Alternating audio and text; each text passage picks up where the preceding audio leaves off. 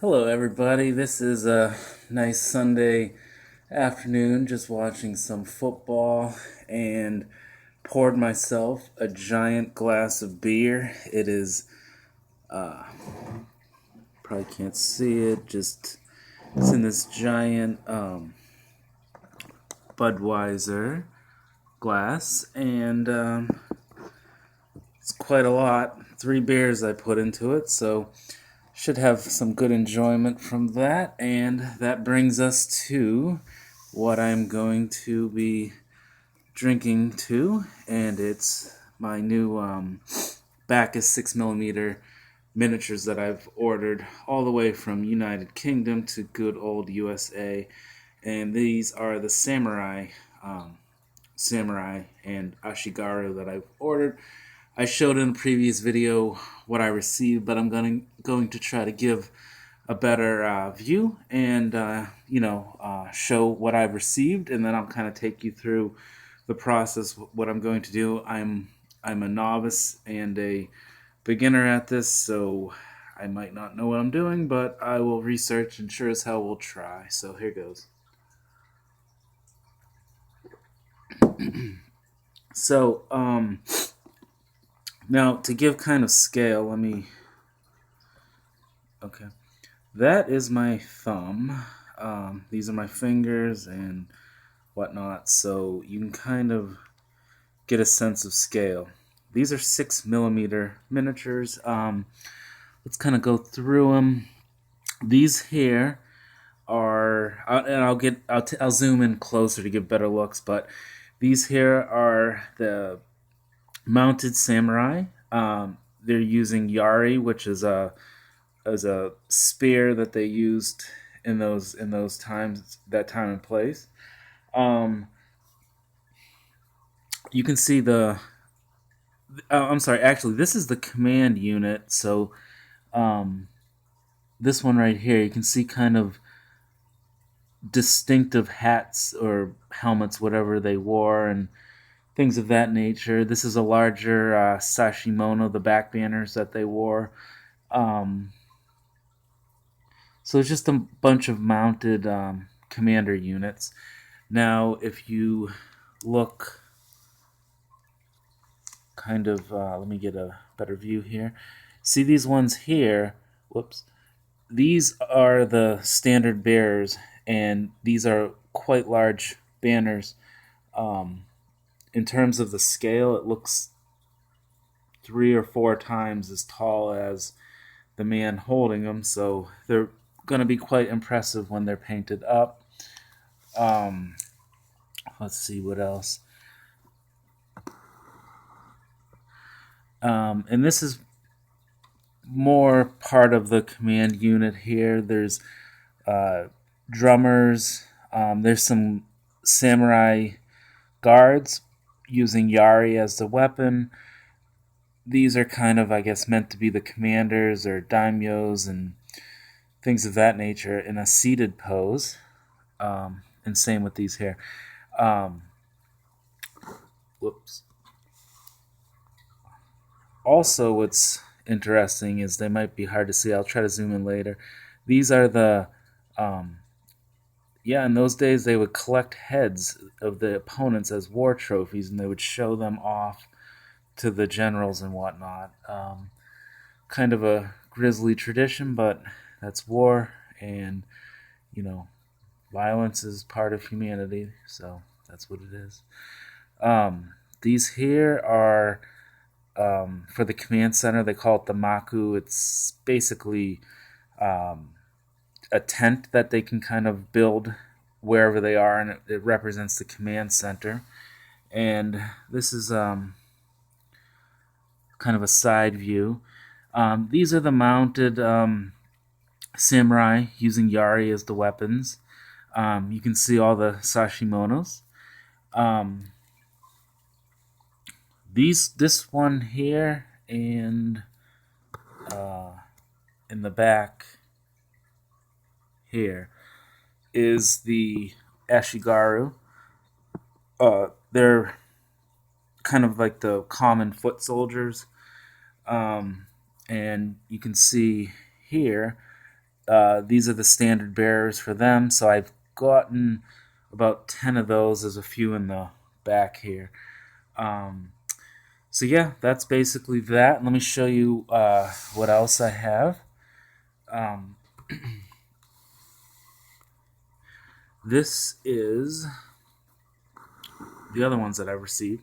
So right here you have the Ashigaru um, gunners. They're using the arquebus, or the matchlock weapon. It's a kind of a early gun, and had decent distance and damage capability for the time, from what I understand, and it kind of changed Japanese warfare in those feudal times, as they were transitioning into a more modern age and uniting the country.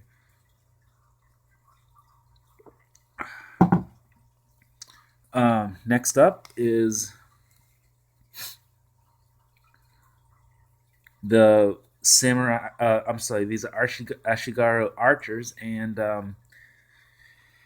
they are wielding the Japanese style bow, which they called Yumi, I believe. I don't think it was entirely symmetrical. I'm not sure.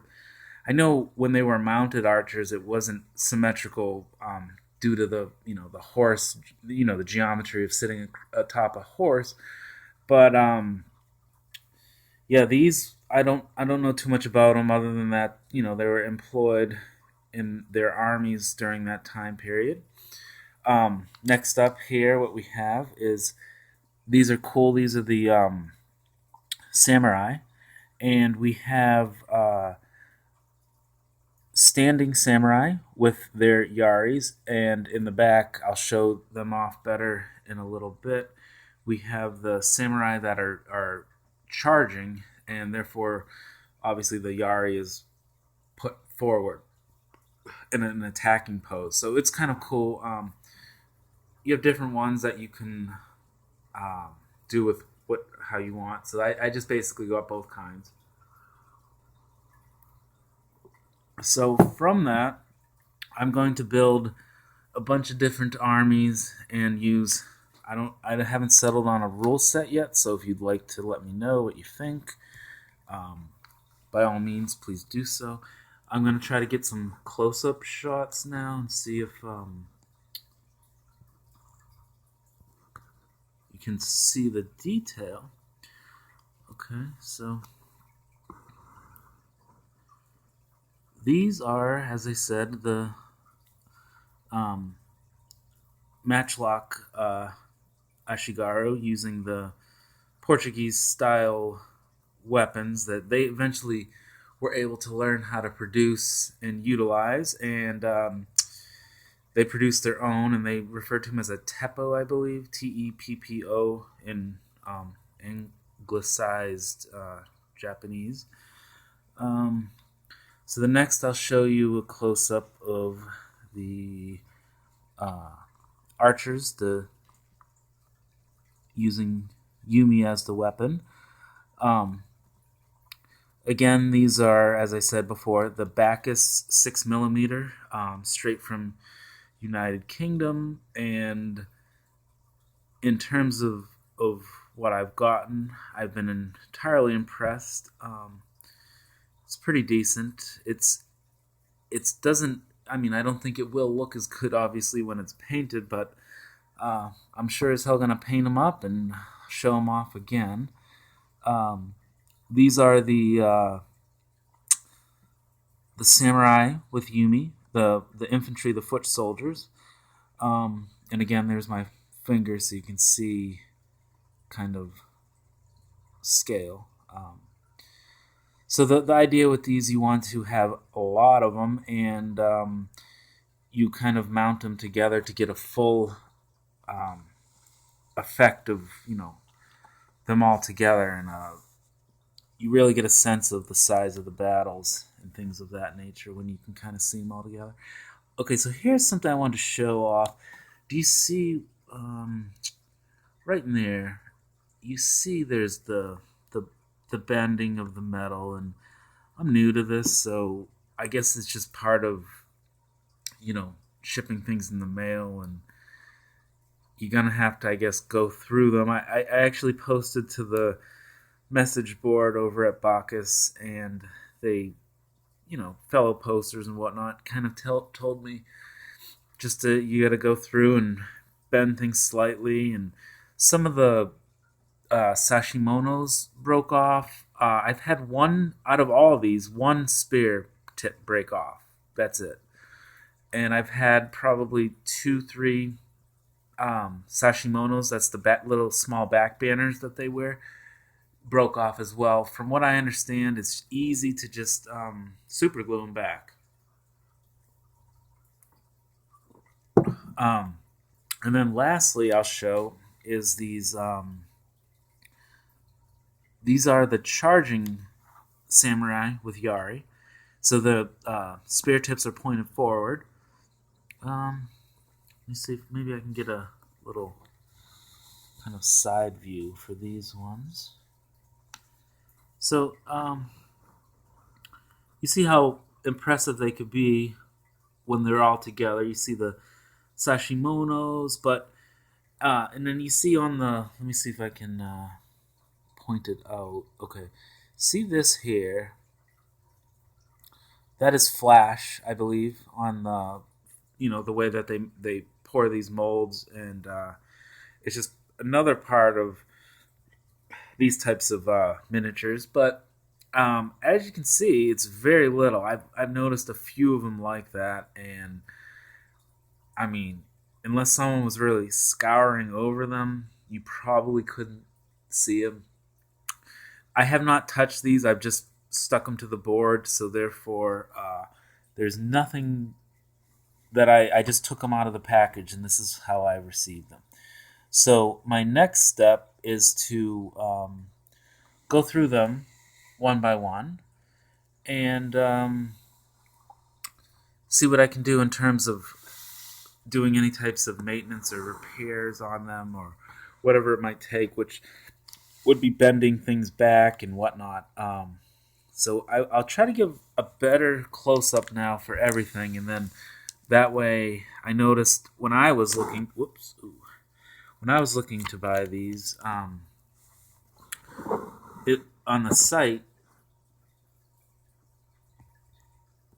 it didn't really. I mean, they had pictures, but it wasn't really, close enough, because I know they're meant to be taken in at a distance, but you still kind of are interested in what are the actual details, because that basically shows what you can do with them.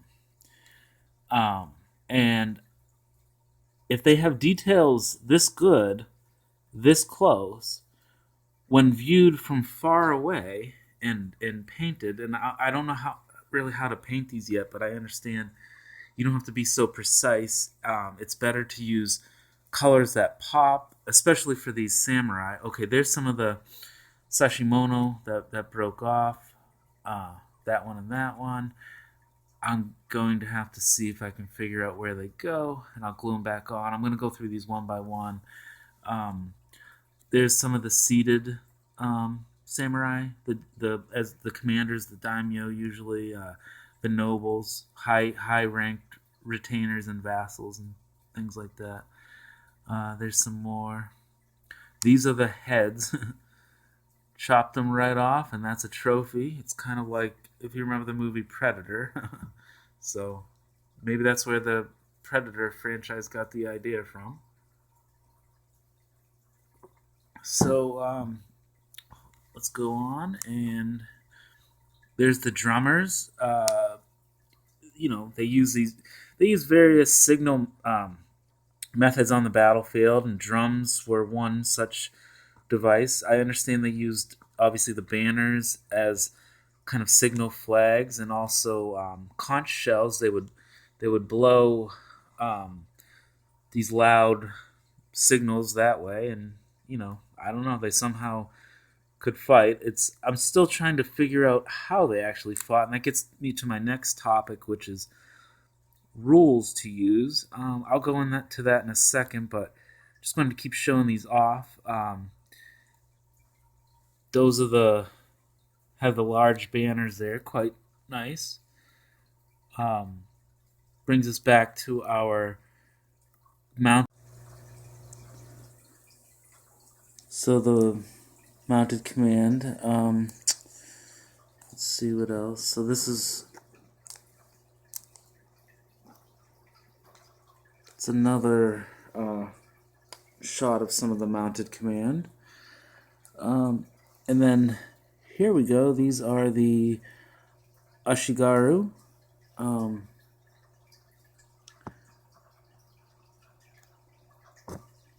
These are the Ashigaru Yari Spearmen.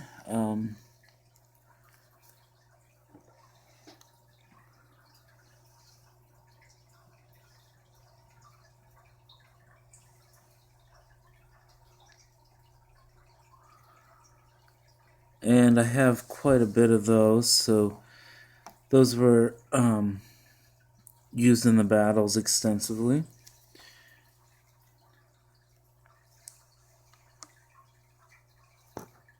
Oops.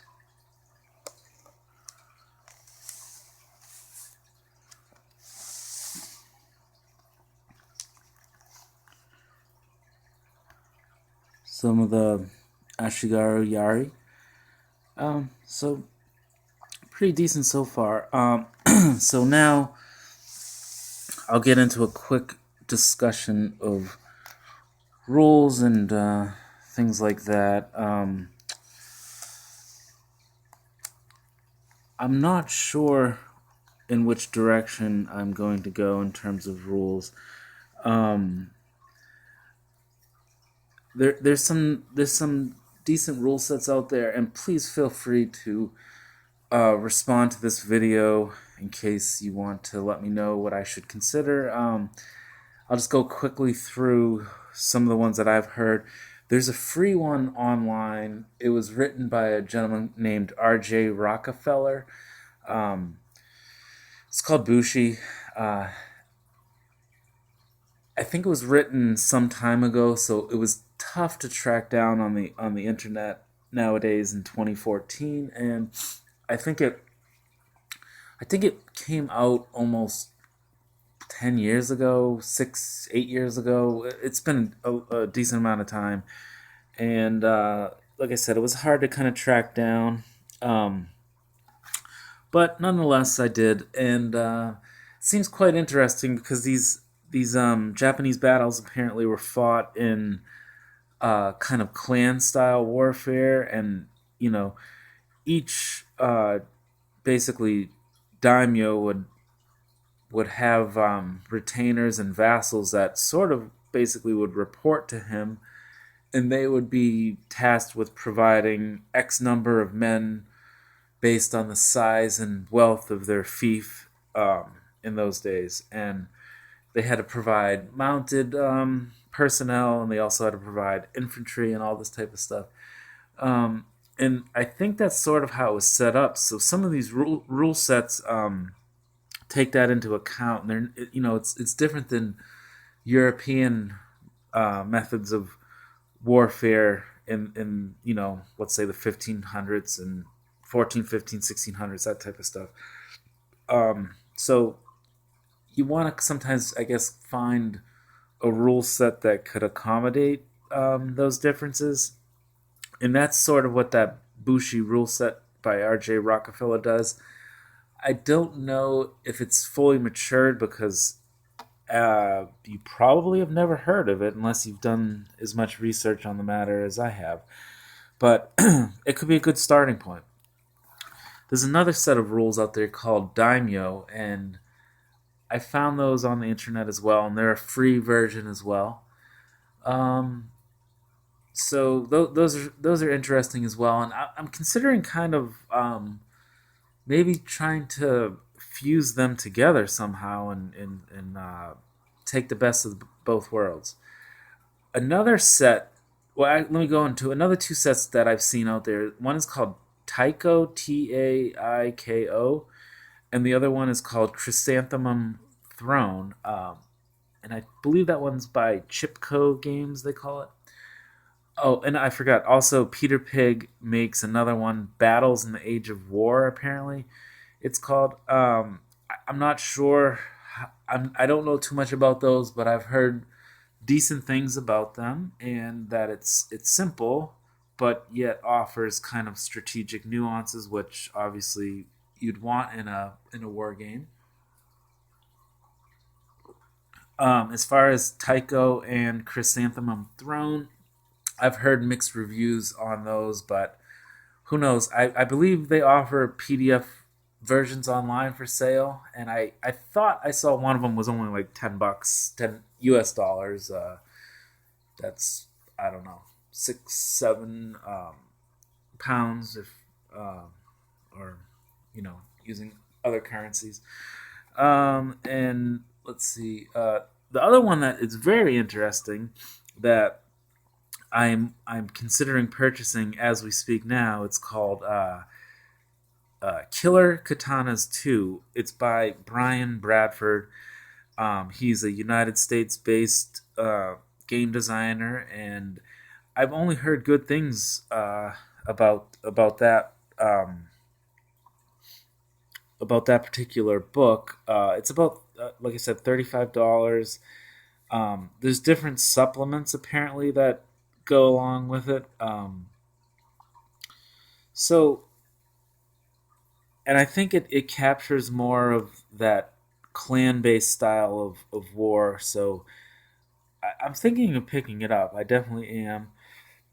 I think I've heard it might be somewhat a little, I don't know, complicated. So I mean, complication is fine, but you just have to find people that are willing to play in those style of rules. Sometimes people that aren't crazy about wargaming, they're more willing to play a game if it only takes 30, 45 minutes. Some of these war games you can get very fiddly with, apparently, and end up taking quite a long time just to do simple things. So you got to watch out for that. Dealing with new people, you might want to stick simpler and quicker, get people's interest, and then incorporate more complexity. So I don't know. I think it'll be a good source book at the very least. So that's basically what I've heard. So anyway, this video has gone on long enough. You've seen what these miniatures look like, kind of better close up now. And the next step is I'm going through and I'm going to be cleaning them up. I'm going to bend things into place. I'm going to do my best to get them ready to paint, and then I'll show those off as well. Maybe more of just pictures or something like that. And anyway, that's it. I hope you enjoyed watching. Let me know what you think about gaming, wargaming, samurai miniatures in 6 millimeters, or if you do in other scales, or what you think. Any ideas, I'm happy to hear. I'm more interested, obviously, in the larger battles in the Sengoku era of Japanese history. That's up until the Tokugawa shogunate was established, and that, I guess, that begins after they call the Onin War, and I believe that's kind of late 1400s, and then you go into the 1500s, and then eventually you have a unified Japan once Tokugawa Ieyasu completed his various campaigns and whatnot. So there you go. Let me know what you think. I hope you enjoyed watching, and take care. See you next time. Bye bye.